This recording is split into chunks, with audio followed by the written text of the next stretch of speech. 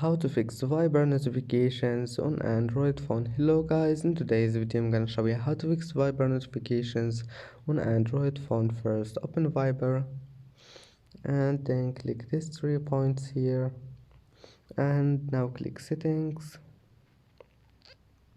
and here click notifications, and as you see here you can manage Viber notifications, and that's it. You just manage anything you want here, and then just if you want to disable it, disable a notification, just click on it and you can enable it again just by one click, and that's it.